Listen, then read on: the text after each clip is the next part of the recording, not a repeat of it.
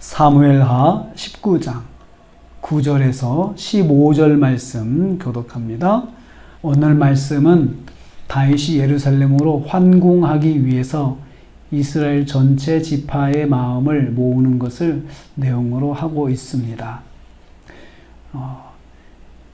9절 10절 말씀 보면요, 이스라엘 모든 지파 백성들이 고민에 빠졌습니다. 압살롬의 반란 사건은 다윗을 쫓아낸 사건이었습니다.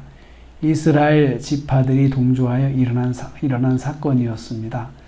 그런데 압살롬은 죽고 다윗이 승리하였습니다. 이제 당연히 다윗을 왕으로 모셔와야 하는데 자신들의 행동이 부끄러워서 선뜻 나설 수가 없습니다.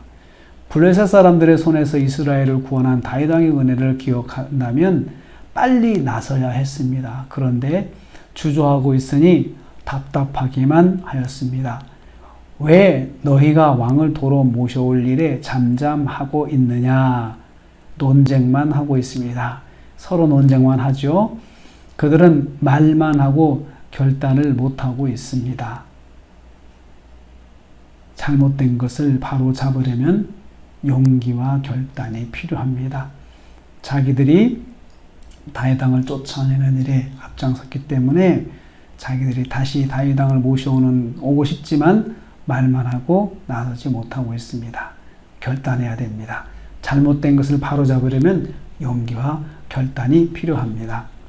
두 번째로 다윗이 사람을 보내 이스라엘 사람들을 설득합니다. 11절과 13절 말씀입니다. 이런 분위기를 간파한 다윗이 사람을 보내 설득합니다. 먼저 두 제사장들이 유다 장로들에게 다윗의 환궁을 실행하게 말하라고 합니다.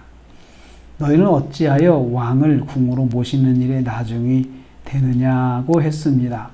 형제인 유다 지파가 앞장서서 분위기를 만들어 보라는 말입니다. 13절 말씀 보면요, 아마사도 만나서 군 지휘관자를 보장하며 아마사를 따랐던 유다 사람들의 마음을 다윗에게 모아주기를 권하였습니다.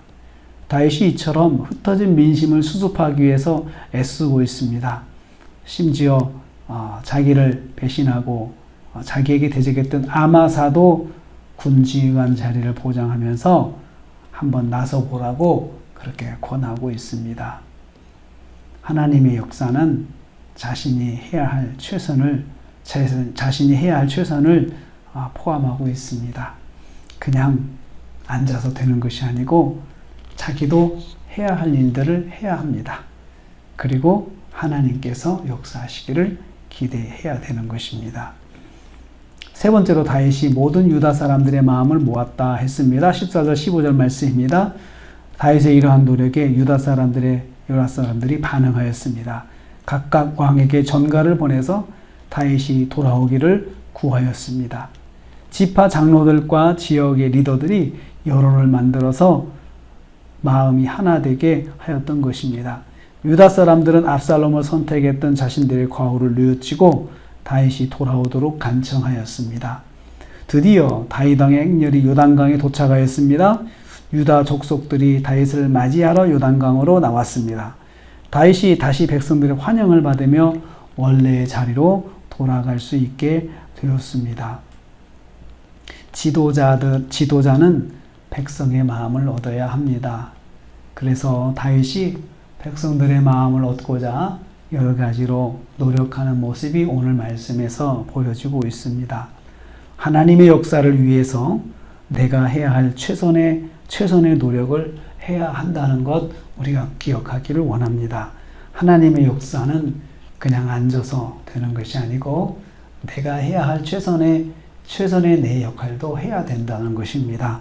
내가 노력하지 않고 하나님의 역사가 이루어지기를 기대하면 안 됩니다. 오늘도 우리가 하루 시작합니다. 하나님의 역사를 위해서 내가 해야 할 것 있어야 합니다. 여러분, 하나님이 역사해 주시길 바란다면 내가 해야 될 거 뭐가 있습니까? 기도하는 거요. 내가 구할 것, 내가 하나님께 구하는 것, 그 기도하는 것 내가 해야 됩니다.